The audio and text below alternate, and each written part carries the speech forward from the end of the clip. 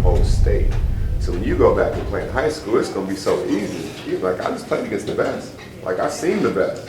When you're in a competitive environment, it makes everybody raise their level of play. You don't want to be the person to be embarrassed. You don't want to be the person to be, our practices, right? He's fouling, he's grabbing. We played high school together and the NBA together. But it made me tougher, it made me stronger, it made me mentally like, okay, if I can get through this, if I can get through this guy or score on this guy, I can score on anybody. You know what I mean? So those things matter. All these little things matter. And it's dope because at the end of the day, it's such a mutual respect for everybody. Like everybody really respects each other, and that's cool. And you can do anything. You can mentor a kid right now. There's a kid right now, right where you're from. Like Nate. Nate looked at me when he was in the 8th grade. There's a kid right now that's watching your every move, you don't know it. So you have to live your life like this kid is watching your every move and you're giving him the best example to follow. Because one day, he may be you. And he's going to have to do it for the next generation. So that's really cool. Quick story. He was state basketball player of the year. He was state football player of the year. And I believe to this day he owns the fastest time in the hurdles. Somebody just beat it, bro. All right, somebody just beat it. He was in high school 15 years ago. So the nickname Nate the Great, like I truly believe in my heart of hearts there's nothing he can't do. He can dance better than anybody. He can shoot better. He can do whatever better than anybody. My team in the summer used to always be myself, Will Conroy, Brandon Roy, Alvin Snow, Spencer Hawes. It would be him by himself and 4 guys you don't know. And every time we had our hands full, like one guy wasn't going to beat him. So we were like, we got to team up to kind of figure this problem out. And Nate was a problem. He is a problem. He's never going back down. If you're in a foxhole and your life depends on it and you want one person with you, that's the dude you want with you. He's one of the most talented players I've ever seen come through the state. Whether he gets the credit or not, I've never seen nothing like him. So, Nate Robbins. Appreciate that, Mark. Well, first and foremost, man, it's always an honor, to be here to speak to you guys. One, coming from my big bro, man, he's one of the reasons why I attended Rainier Beach. I used to live right down the street, and my whole family went to Garfield. So, these are some big shoes to fill. And, being at Beach and coming from Seattle, Washington, being here, it really meant something to me. Like deep down inside my heart, the passion. Like what I saw what Ma did was like magic to me. It was like a show. And I'm like, man, he plays like this every night. Coming, making the teammates better. He's throwing crazy passes, wrapping around like N1 mixtape. He's turning around. He's having fun. I'm like, man, he's really enjoying himself. I was like, I want to be a part of that. And Coach Mike had me on varsity. He had me swinging, but in practice, nobody wanted to really guard Jamal. They were scared to get crossed. So I was like, you know what? This is how I'm going to make my name, by being a hard worker. I didn't have a jump shot, but my greatest gift to the game was my energy. I've thrived off just energy alone. And when I got on the court, I was like, I'm gonna play as hard as I can. I'm gonna just outwork him. I'm gonna make sure this guy gets tired. I'm gonna push him. I'm studying his moves, left, right, left, right, behind. I'm like, all right, he does everything just off the cuff.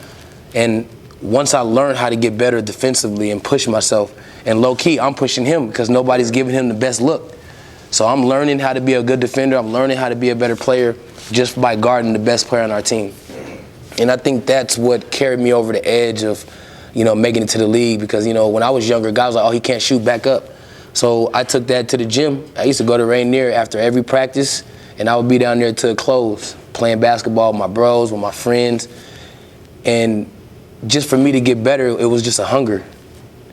And for you guys to start with the basics and learning your game, learning who you are, learning your weaknesses, understanding what that weakness is, whatever that weakness is, and try to correct it to make it a strength.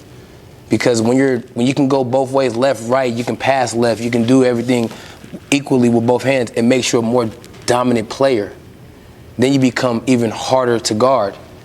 Because guarding somebody is just learning. It's muscle memory. So many different things that a lot of kids skip past because they want to hurry up and be great and they don't want to put in the work. Like if I did my workouts and had you guys do the workout that I do, half of y'all would want to quit. I promise you. Because hard work sometimes it really sucks.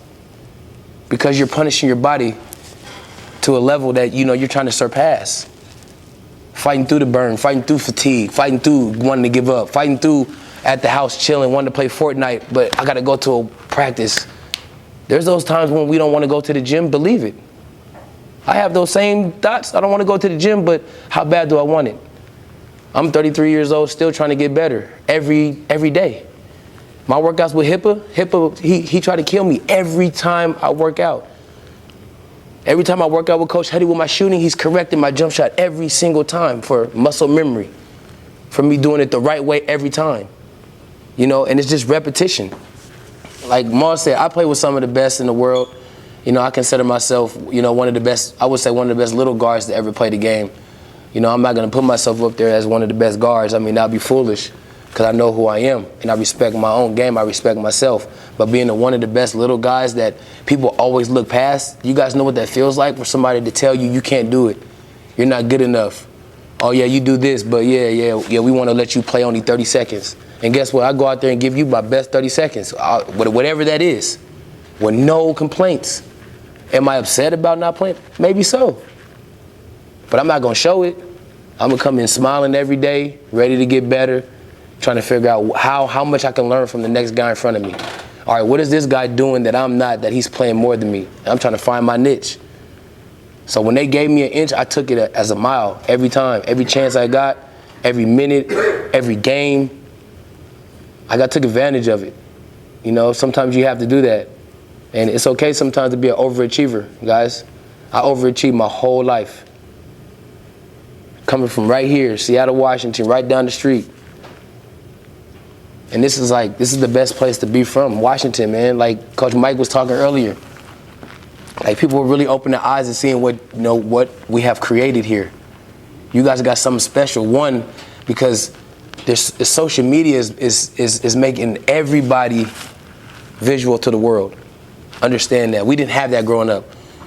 Like being here, I don't even know if we got some of our basketball games on tape. And they don't even have cassette tapes no more. You know what I'm saying? Straight up, like there's no footage. Just like it's like you had to be there. It's kind of like the books in the Bible.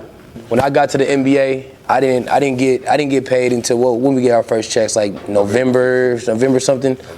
And when I got to the league, I didn't have no money. I was dead broke, no nothing. And they had us move. They basically had us come out and come to training camp a little early. Yeah, so Maul let me stay at his place all the way until I got my first paycheck in the league, without no questions. Every day he showed me around, went to practice, came back home. I was like, Maul, let's go to another gym. Like I was like, I'm used to going to Rainier. In New York, it's not it's not like that. He was like, bro, I can take you to an outside court. I was like, let's go. We was outside shooting, hooping, getting shots up, just rebound for each other, just little stuff. And for him to do something like that for me, man, it just shows what kind of character this man has. Like y'all don't understand that. For me, that was big, cause I'm a family guy myself. I'm the oldest of 9 kids. Me and my brothers and sisters, and I have 4 children myself. So for him to do that, he showed me how to be a better person, and I'm doing it myself. I have a godson in here, Nolan Hickman. You guys can see, one of the best guards in the state. Grew up with his parents in the same neighborhood, and to watch him grow up to become who he is now, and his future is bright, just around all you guys, that's a beautiful thing. That's something that I can cherish forever. And knowing that, you know what I'm saying, I've been a part of my guy's journey and watching him grow up to be who he is today.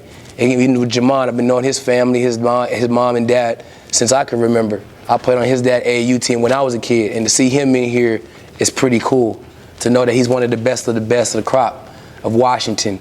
You know, so you guys, it's not just about competing against each other. Like we're competing against other states, other kids everywhere around the world. You know what I'm saying? So when you guys are representing for your mom, your dad, you guys are representing the state of Washington alone as well. So when you guys hoop and you guys go places, understand what you're carrying is bigger than you. You know what I'm saying? You got to represent that. So my quick story, I'm going to tell you guys. I was with the Knicks, me, Maul. There was a whole bunch of guys on our team, David Lee. And my coach, Dan Toney, he sat me down for a whole month. Good look this up. No, like, all bullshit aside, guys, he sat me down for a whole month. And he didn't give me a reason. He didn't say a word to me the whole time. The whole time. Now, one, I could have just been like, yeah, man, this ain't for me, blah, blah, blah. Could have had a bad attitude, right? Could have quit, not play basketball no more, let him ruin my whole whatever. No. I said, I'm not going to give you that satisfaction. So what did I do? I show up every day on time, early, never late. Show coach, go out my way. Hello, coach, how you doing? Good morning. Come in, work, do what I'm supposed to do.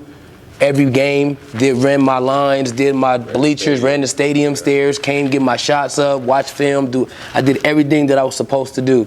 So when my time was ready and it was my time, Nate, your name is called, your number is called, I come in the game and I had one of the best games of my career. No, hold on, pause that. So he's running he ended up playing us a month later. He's in Atlanta, you can look it up. We're on the court. I said, Nate, you gonna play tonight? He said, Marge, man, stadium says, I ain't played in a month. He ain't messing with me, I ain't played in a month. I said, Nate, you gonna play tonight? Came in the game, he's a little jittery, missed his first couple shots. Made a nice pass, hit a couple. I said, uh-oh, I've seen this movie before. He got rolling, he started smiling, he started being Nate. He hit the game with 40 points and 8 assists off the bench. So I told him, I said, Nate, you gonna play tonight? I talked to him, I said, we gonna throw Nate out there. So I tried to give him a heads up. I said, Nate, you gonna play tonight? He said, oh, no, I'm not. I ain't played him up. I just ran the stadium stairs. I got my workout in for the day. He literally not played. You guys don't know. That's 1/6 of the season. It tells a lot about a person. Tells you who you really are. You're gonna get knocked down, but how you gonna get back up? Yeah, so, but you guys take this, man. Take this and run with it. You know, it's pretty awesome that, you know, you guys get the opportunity to play against each other, not just in the regular games, but you guys are here competing throughout the week. You know, you guys get to share time with, you know, trainers with Huddy and, you know, HIPAA, Mark, everybody that's been here that you guys have been coaching, they have been and played and coached and studied. So it's not something that if they're telling you, it's the same. It's the same level. We all been there. We've all been to high school. We all made our mistakes. We all made our triumphs. We all had our success. We all had our ups and downs. We've been there. Like Maul said, you gotta be tough enough mentally. I could have literally cracked and been done and gave up, all that. But nah, I said I'm not gonna give him the satisfaction to do that to me. Like, I want people to understand I was a good person. I played hard every single night. And that's what I wanted to bring to the table. Because guys like me, I'm not supposed to be in the league. You see what they doing to Isaiah? He was just, you know what I'm saying? Yeah. He talked to y'all. I know he told y'all how he feel, all the stuff that happened to him, his family. Like, that's tough to come back and still play and do what he, you know what I'm saying, and the year that he had. He's been killing it since he's been in the league. Being a little guy from Washington. That sounds familiar, right? Seriously, coming from another little guy. It's something about Washington, guys, that people are opening up their eyes and understand that we got real hoopers out here that love the game for what it is. We love to compete. We love to play. We love to shine. When it's time to play, like, I know guys get hyped, you girls get hyped to ready to, to get out there and really ball out. Nothing should make you guys feel any happier than playing a game that you love. Like, with hooping for me, it was lit. Every day, I couldn't wait for that national anthem. Hurry up, let's play. Like, let's fast forward through this. I'm ready to go out there and show y'all what all the hard work that I've been putting into the, to practice to the games. I'm ready to show y'all. And that's how you guys got it. You guys got to present your game to everybody like it's a present. Every Christmas, you guys happy to open them presents and see what you got. That's how your game need to be for everybody else that's watching. It's for you guys. This ain't for us. It's for you guys. We want to show we're just as good as anybody else in the country. But it's special because you don't feel like you have to go another place to get this. You don't have to go to Chicago or New York. It's for you guys. And nobody else can take that away from you. I promise you're getting even more knowledge and everything else right here in your home state. And that's what makes you proud. So you guys got to carry that. We're Washington proud. Tacoma, Spokane, Seattle. Wherever you're from in Washington. You're from, it's part of Washington. And that's what's so cool about it. So, Boots, I just want to say, big fan. Boots. He said Boots. It's funny, Maul supposed to be in it. He turned it down. Who are you going to be? He was supposed to be Aaron Gordon's What's his name? Casper. I was supposed to be Casper. But what happened was I was in the midst of going from Minnesota to LA. Yeah. And our coach said everybody had to be there around this time. And I didn't want to be the new guy, like, oh, I'm going to shoot a movie when I'm going to a new team. So I didn't even want to get that vibe. I was trying to be something special. So I just said, thanks, but no thanks. If I was back in there, I would do it just because, but I don't know, my dunking days is over, man. That's for you guys now. Yeah, 3's enough. Look, three's enough. It was hard enough doing the little basic dunks I was doing compared to the dunks they doing now. So. What was going through your head when you blocked LeBron's later? Honestly, guys, like in the game, in the heat of a game, like we were, a couple of you guys were joking about earlier, like would you rather get dunked on or cross, or would you rather dunk on somebody or cross somebody? So a situation like that, when you got LeBron James going to the whole thing I thought about was like, if this is Michael Jordan right now, and would I be blocking this shot? And I was like, I gotta block this shot. So him going up, he's blocked so many guys shot like that. It's like, trying to give him a taste of his own medicine, kind of. So it's pretty cool. Like you was with the Knicks, you had that little fight against J.R. Smith. Did you win? Did I win? I wouldn't necessarily say I won. It was just a lot going on that day. And our coach, so our coach, Isaiah Thomas, was a true story. Isaiah Thomas, our coach, and they had their starting five in like the last, they was up like 36 on us. It was crazy. Something crazy. But they were still out there like, dunking and, doing crazy stuff in the game. And our coach called timeout and was like, so you're going to keep your starting five in? If the five guys that are out there and the fight break out, if you don't fight, I'm going to find you myself. So I knew back then I didn't have no money, and I was like, all right, he can't take my money. So I looked back and I seen the guys that I was going out there with. I was like, well, I know I'm a guy myself, so I'm going to go out. I'm going to go out and handle mine. So I was just, defending my teammate, man. Things happen in the league. I'm not proud of the situation, but it happened. So, I wouldn't say who won or whatnot, but my dad always told me don't pick a fight but never run from one. So that's just something I live by. Bro, you was like, what, 8 years old back then, bro? Tell me who the coach was. My coach? Yeah, my coach was Isaiah Thomas, the first Isaiah Thomas, one of the Hall of Famer. After you hit him, I seen him. Bad boy Pistons. Yeah, bad boy, the original. Explain to the kids how important it is just to be the best athlete you can be, opposed to just being a sloppy little hooper. I just love my own body, myself, my own physique. Oh, got it. Yeah, it's my own physique. So I just want to look the best I possibly can, and just training your body the right way. You know what I'm saying? I love natural push-ups, sit-ups, abs, basic stuff, just to keep my body going, where if I don't have a trainer, that I can always fall back on doing my basic stuff. So what I mean by that, like when I'm at the house chilling and I don't want to leave my house, I'll do push-ups and sit-ups and squats with a deck of cards. So if an ace flip over, I'm doing 25. If a king, that's 20. You know what I'm saying? I just go down the line flipping cards. Me and my brother used to do it when I was kids. Every morning we would wake up and just hit the cards, and just always just have a good foundation of just basic workout. Not saying you got to go out and be the best in shape and strongest guy. No, I'm not saying that at all whatsoever. But for me, I just always wanted to be fit and stay ahead of the curve. You know what I'm saying? Because if I stay fit and stay healthy, then my body will always be there for me. If anything needs to happen, like now I have a bum knee, but since I'm in shape and I treat my body right, I'm healing way faster than I would if I was just not doing nothing. If you were to enter the dunk contest again, what's your last dunk you're doing that you're pulling out your bag? Now I'm pulling out my bag. I had this one dunk that I never did. Remember the backflip dunk I did? Oh, yeah. So I had this backflip dunk that I did, but it's a backflip dunk, yeah. So I would put the ball between my legs, do a backflip, throw a lob to myself, let it bounce, and then dunk it. So yeah, so if I was to do dunk contest, that would be my dunk that I would go to, for sure. You pull it off, bro? I put that a couple times. I showed my own guys at practice. I used to do crazy stuff before. Maybe. Not now, but next year I'll be able to do that for y'all. If we have a dunk contest, I'll try that dunk for y'all. Have you seen like the meme? It's like a buff little like black kid. No, that's not the. Listen, not the big Debo looking one, but I have a picture like that when I was like 6 years old. Yeah, bro. I got one like that when I was like 6 years old. I got a question for y'all. How would I word this, Mom? Let me see. As you guys are competing against each other, and you guys are filling out your game of who you are individually, pretty much like this, what would you guys do? What would you guys do to make it? to the top of the pinnacle, to the highest level, and that's WNBA. What would you sacrifice? Like, what would you do to make it? Coach Mike made us run, the whole practice, no lie.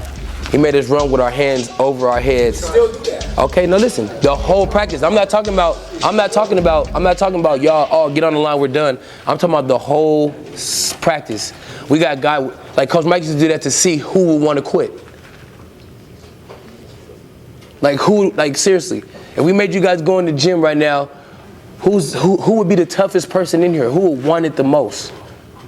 That's how you guys got to treat every single game, every single practice, every single move.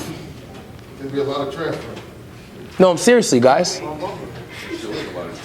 For your greatness. If they told you had to do the most extreme to be the best in the world at what you do, would you guys give up all that to do it? Do whatever it takes. No, I'm just saying, like, would you sacrifice to be the best in the world at what you do? That's like saying to have Steph Curry's jump shot. Are you guys willing to put in 1,000 jumpers every single day? Honestly. Honestly, because I know that's tough to do. Are you willing to go in the gym and work on your game faithfully? Some people wouldn't. Some people want the easy way out, and that's cool if that's what you guys want. Or if most people want everything they think they see that's glitz and glamour, but they want the easy route to get there. And it's impossible. Like Zach said, he jumped so high because he's doing 80-yard lunges. Have you guys seen his workouts, by the way? If you guys haven't, please go to YouTube or have you social media. Like seriously, I mean, it's he always laughing and thinking they're too cool. I mean, that's cool and all. But if you don't put in that kind of work and that work ethic, then don't expect better results of your game getting to the pinnacle. You guys were high school teammates, and you guys both made it to the NBA, and was on the same team. Let's be honest at this point. Did either one of y'all feel like, damn, why is this motherfucker on my team? Like, I want my own team? Or was you guys happy that another local guy made it to the team? I never asked you guys this. Let it out on the table. You know, if somebody plays over here in Charlotte, somebody plays in New York, that's cool. But like, I'm like, dang, like, this is my team. You know what I mean? Like, this is my team. When I go back to Rainier Beach, they're like, oh, we're the Knicks fans because of you. Like, you know. Now I got another one, like, yeah. But that didn't change me. That didn't change me from still wanting the best for him. Like, you ain't got no money coming in, you're staying with me, come on. Like, I never got sidetracked. And as I got older, I had even more of an appreciation for him, because then the competition part starts to wane a little bit, and you want to see just people that you love and care about at their best. You want to see them happy, you want to see them, and that's what it's about. So, like I said, he's one of the best players to ever play in this state, period. I'm not talking a certain, like, all-star or this or that, just my eyes. Like, and who I played against,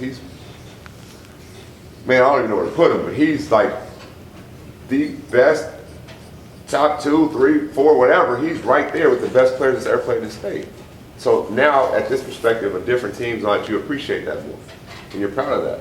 Like, somebody in Chicago be like, oh, this is a little dude. I'm like, no, he ain't better than Nate. Like, as a big brother, I'm sticking on my chest. I'm not telling him I'm doing that, but I'm doing it for him. Like, nah, I can mess with him, but can't nobody else mess with him. You know, I wasn't trying to come and take nobody's spot.